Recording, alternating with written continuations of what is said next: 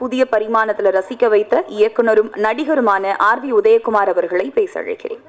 ட்ரெய்லரை பார்த்த உடனே ரொம்ப எனக்கு ஒரு மனதுக்கு நிறைவாக இருந்தது. இளையராஜா, இசைஞானி இளையராஜா அவர்களின் 1417வது படம் என்று சொன்ன உடனேயே அதில் ஒரு முக்கியத்துவம் பெறுகிறது இந்த திரைப்படம். இந்த படத்தில் சொன்ன மாதிரி யுவலட்சுமி ரொம்ப பிரமாதமாக அந்த எக்ஸ்ப்ரெஷன்ஸ் எல்லாம் you have done really wonderful. ரொம்ப ரொம்ப சிறப்பாக இருந்தது. ஆனால் அந்த துருன்னு அந்த இது ரொம்ப நல்லா பண்ணியிருக்காங்க. உங்களுக்கு எனது மனமார்ந்த வாழ்த்துக்கள். இந்த திரைப்படம் உங்களுக்கு உங்களுடைய ஆசைக்கும் இசைஞானியோட இசைக்கும் அந்த பாட்டு இதயமே மிகப்பெரிய வெற்றி அடையும். அது உங்களுக்கு பெரிய ரீச் வரும் அந்த பாட்டிலேயே. வாழ்த்துக்கள். அப்புறம் நம்ம ஹீரோ சொல்லணுமா, நல்லா பண்ணியிருக்கீங்க தம்பி. அந்த இதயமே பாட்டில் நீங்கள் பண்ணியிருக்க அந்த எமோஷன்ஸு, காட்டின மூமெண்ட்ஸு, அதாவது இயல்பாக நடிச்சிருக்கீங்க. அதுதான் பெரிய விஷயம். பிரஜன் மிகப்பெரிய ஒரு ஹீரோவாக வருவதற்கு அனைத்து தகுதியும் இருக்கிறது. அப்புறம் அடுத்தது நம்ம குறிப்பாக சொல்லணுன்னா நம்ம ஒளிப்பதிவாளர் சொல்லணும். ஒவ்வொரு ஷாட்டும் ரொம்ப நல்லா எடுத்திருக்காரு நம்ம ராஜன். பியூட்டிஃபுல் கம்போசிங்கு, அந்த மூமெண்ட்ஸு.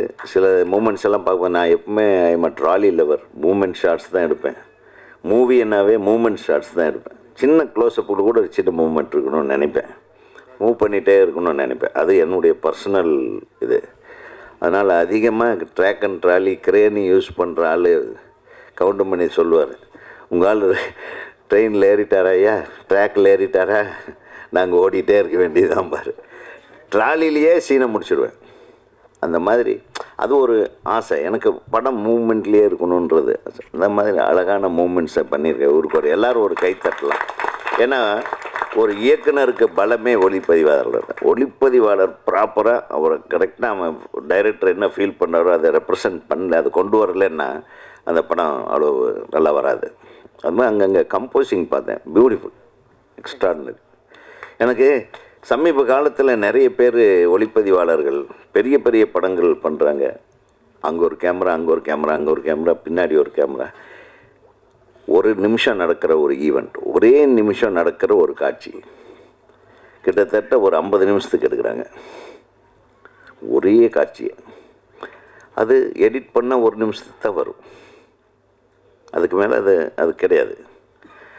எந்த இடத்துல எந்த ஷாட்டை போடணும், இதில் ஒரு கவித்துவம் வேணும். ஒரு ஷார்ட் கம்போஸ் பண்ணும்போது அந்த காட்சிக்கும் அந்த கேமரா அந்த கதாபாத்திரத்துக்கும் அதில் சொல்ல போகிற விஷயத்துக்கும் யாருக்கு எங்கே முக்கியத்துவம் இருக்கணும், யாருடைய ரியாக்ஷனுக்கு முக்கியத்துவம், டுவர்ட்ஸ் யாருக்கு ரியாக்ஷன் பண்ணுறான்ற முக்கியத்துவம் இருக்கணும்.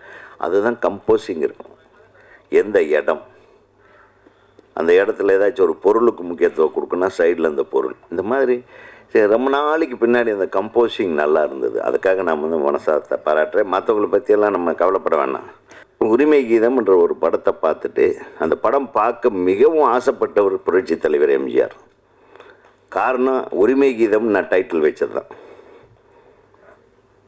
என்னுடைய போதா காலம் அவர் ஆஸ்பத்திரியில் வந்த உடனே காட்டணுன்றதுக்காக போராடுறேன். மாட்டிக்கிச்சு. டெல்லி வரையில் அந்த படம் எனக்கு ஏன்னா ஃபஸ்ட்டு எடுத்த உடனே ஃபஸ்ட்டு சீனே ஹீரோ சிஎம்மை ஷூட் பண்ணி சிஎம் செத்து போயிடுவார். எவனாச்சும் பண்ணுவானா முதல் படத்துக்கு? என்ன தைரியம் இருக்கணும் நம்மளுக்கு. இந்த கதையை கேட்டு அவர் முதல்ல நான் படம் பார்க்கணுன்ட்டார். படம் நான் இன்விடேஷன் வச்சேன் அவருக்கு. இயக்குனர் நீலகண்டன் ஐயா என்னை கூப்பிட்டு போனார் எம்ஜிஆரை பார்க்க. ஏன்னா நான் திரைப்படக் கல்லூரியில் எம்ஜிஆருடைய ரெக்கமெண்டேஷனில் சேர்ந்த ஸ்டூடெண்ட்டு. அதனால் அவன் பையன் நல்லா படிக்கிறானான்னு அப்பப்போ கேட்டுப்பார். அந்த முதல் படத்தை நான் பார்க்கணும், என்ன கதைன்னாரு இன்விடேஷன் கொடுக்கும்போது. சொல்லியா அப்படின்னா, இல்லைங்க நான் எடுத்துகிட்டு உங்களை காட்டுறேன் அப்படின்னு. அப்போ சொன்னார் அவர், எடுத்த உடனே சிஎம்மை ஹீரோ சுட்டு போடுறான் அப்படின்னு சொன்னார். அப்படின்னா நான் முதல்ல பார்க்கணும் அந்த படத்தினார். கடைசி வரையில் அவர் பார்க்க முடியல. 88 தான் ரிலீஸ் ஆச்சு. 87 எங்கள் தலைவர். ஸோ அந்த படத்தை பாருங்கள். நீங்கள் பார்த்தா தான் எப்படி மேக்கிங்ன்றது என்னன்னு தெரியும். இந்த காலத்தில் இன்றைக்கி எத்தனை பொருட்சேதங்கள் பண்ணி, பொருள் செலவுன்னு பொருட்சேதங்களை பண்ணி எடுக்கிறாங்களோ அந்த இம்பேக்ட் எல்லாம் பொருட்செலவு இல்லாமையே நாங்கள் காட்டியிருக்கோன்றது தான் சொல்ல வரேன். கண் இல்லாதவனுக்கு உலகத்தில் உயர்ந்தது எது? ஏன்னா அவனுக்கு குரல் சவுண்டு தான் அவனுக்கு உயர்ந்தது. அதே மாதிரி பெற்றவங்களுக்கு உயர்ந்தது எதுன்னா குழந்தைங்க மேலே இருக்கிற பாசம் தான் உயர்ந்தது. ஆனால் ஒரு காதலனுக்கு உயர்ந்தது என்ன சொல்லுங்க?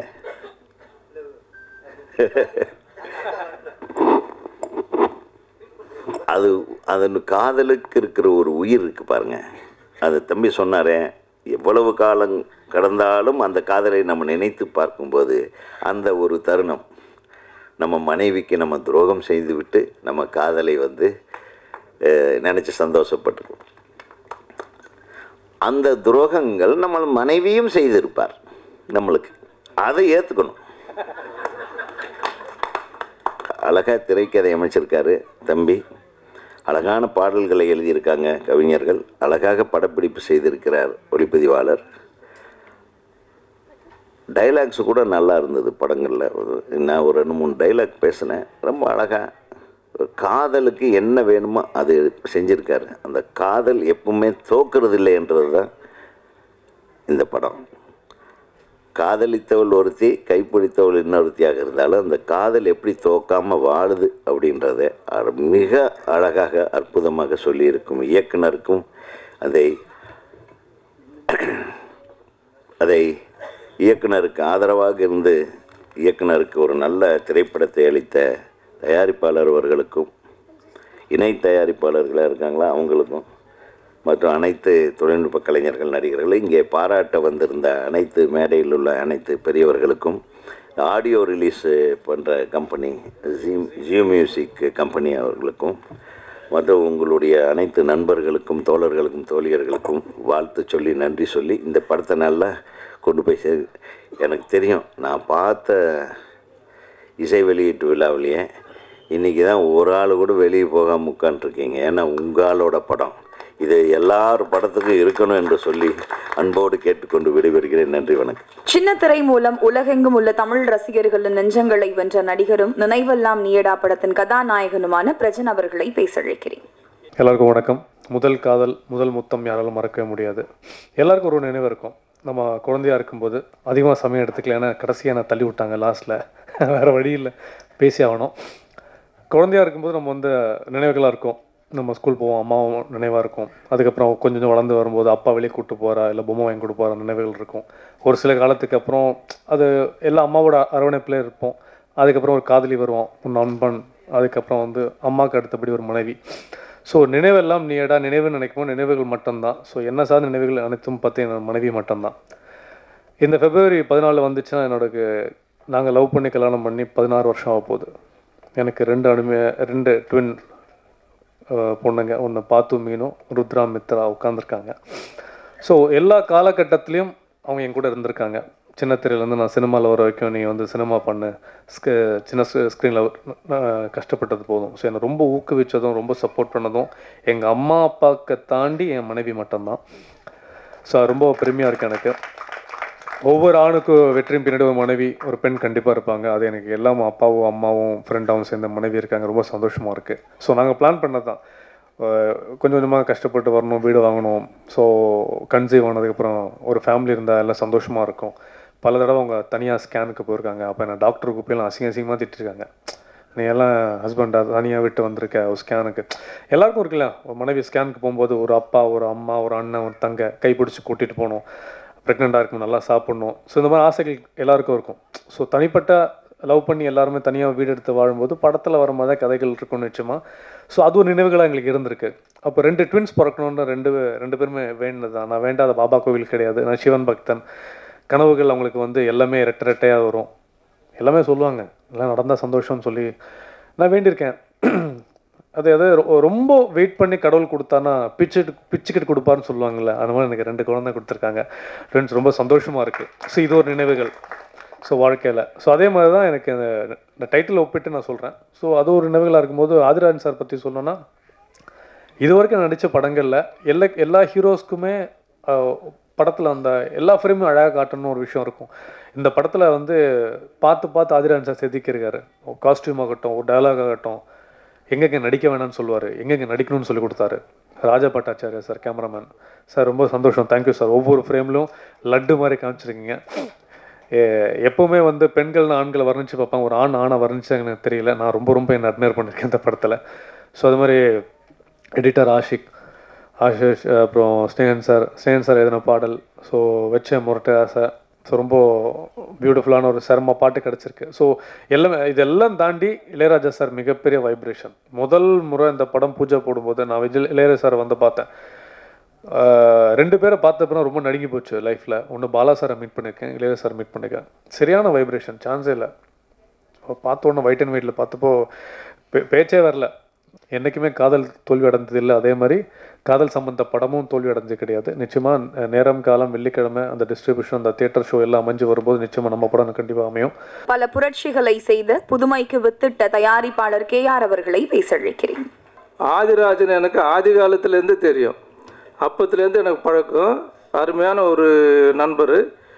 அவர் வந்து உங்கள் இடத்துல இருந்து இன்றைக்கி வந்து ஒரு டைரக்டராக இருக்காருன்னு சொன்னால், அவர் டைரக்டர் ஆகும்போது வேணுமுன்னா நீங்கள் ஐயோ நம்ம இடத்துல இருந்து போயிட்டேன்னு பொறாமப்பட்டு இருக்கலாம். ஆனால் இங்கே வந்த பிறகு நான் பார்க்குறது என்னென்னா, உண்மையான ஆதிராஜன் வந்து அந்த ஜேர்னலிஸ்ட்டாக இருந்து இருக்கிறப்போ ஒரு பொருளாதாரத்தில் வந்து நிம்மதியாக இருந்தார். ஆனால் இப்போ அவருக்கு வந்து அந்த அளவுக்கு பொருளாதாரம் வந்து டைரக்டர் ஆன பிறகு பல கஷ்டங்கள், பல பிரச்சனைகள், ஏன்னா அது உங்களுக்கு தெரியாது. ஏன்னா அதனால் வந்து நான் பார்க்குறது என்னடன்னா, அவருடைய இது இருந்தாலும் அப்படிப்பட்ட ஒரு டைரக்டருக்கு வந்து வாய்ப்பு கொடுத்தாங்க பாருங்கள் ப்ரொடியூசருங்க. அதாவது அவங்களுக்கெல்லாம் வந்து மனசார நான் வந்து பாராட்டுறேன், நன்றி சொல்கிறேன். இளையராஜானால தான் இன்றைக்கி தமிழ் சினிமா மட்டும் இல்லை, தமிழ்நாட்டுக்கே ஒரு மரியாதை. உலகம் எல்லாம் வந்து நீங்கள் பார்க்கும்போது அப்படி ஒரு இசைமேதை இல்லைன்னு சொன்னோம்னா இன்றைக்கி நம்ம சினிமாவே செத்து போயிருக்கும், வந்திருக்காது. அப்படிப்பட்டவங்களுக்கு அவங்க போய் புது ப்ரொடியூசராக இருந்தாலும் போய் அன்றைக்கி எப்படியோ அவரை டைம் வந்து எடுத்து இந்த பாட்டெல்லாம் போட்டு கொடுத்துருக்காருன்னா டெஃபினட்டாக அது அருமையாக வந்திருக்கு படம். அப்புறம் சக்ஸஸ் வந்து அதுக்கே மெயின் வந்து இப்போ அதுக்கப்புறம் பார்க்க வேண்டியது டிஸ்ட்ரிபியூட்டர். அது கரெக்டாக தர்மராஜ் வந்து ஒரு அனுபவம் உள்ள ஆள், ஆல்ரெடி 30-35 வருஷமாக சினிமாவில் இருக்கார். அதனால் நிச்சயமாக அவர் எடுக்க வேண்டியது நல்ல, இப்போ அது வந்து ஒரு இம்பார்ட்டண்ட்டான ஒரு விஷயம். எப்படி மியூசிக் டைரக்டர் செலக்ட் பண்ணீங்களோ அதே மாதிரி நல்ல ஒரு டிஸ்ட்ரிபியூட்டரும் செலக்ட் பண்ணியிருக்கீங்க. அந்த டிஸ்ட்ரிபியூட்டர் செலக்ட் பண்ண வேண்டியது என்னென்னா, எந்த தியேட்டரில் எந்த ஷோ போடணுன்றது தான் ரொம்ப முக்கியம். தயவுசெய்து மல்டிப்ளெக்ஸ் தவிர வேறு எந்த தியேட்டர்லையுமே வந்து ஒரு சிங்கிள் ஷோ மட்டும் போடாதீங்க. ஏன்னா அது வந்து சினிமானுடைய இதுவே வந்து பாதிக்குது. அது காரணம் என்னென்னா, நம்ம மேட்னி ஷோன்னு சொல்லி பார்க்க போகிறதுக்குள்ளே ஈவினிங் ஷோ ஆக்குறாங்க, ஈவினிங் ஷோன்னு ஃபேமிலியோடு போகிறதுக்குள்ளே நைட் ஷோ ஆக்குறாங்க. ஸோ இப்போ தியேட்டருக்காரங்க யாரையும் கேட்குறதே கிடையாது, அவங்க இஷ்டத்துக்கு அவங்க மாற்றிக்கிறாங்க போகிறாங்க. அதனால் வெளியூரில் எந்த தியேட்டராக இருந்தாலும் சிங்கிள் ஷோ கொடுக்காம மல்டிப்ளெக்ஸ் ஓகே, மல்டிப்ளெக்ஸுக்கு சிங்கிள் ஷோ இருந்தால் கூட ஓரளவுக்கு பரவாயில்லை. அதனால் தயவுசெய்து தர்மராஜுக்கு நான் சொல்லக்கூடிய ஒரே ஒரு யோசனை, அந்த ஒரு யோசனை மட்டும்தான் ஃபாலோ பண்ண சொல்கிறேன். மற்ற விஷயத்தில் வந்து நிச்சயம் ஆதிராஜன் வந்து இந்த படத்தில் ஜெயிக்கணும். ஏன்னா சினிமா வந்து ஒரு நல்ல சினிமா தான் எடுத்திருக்காரு.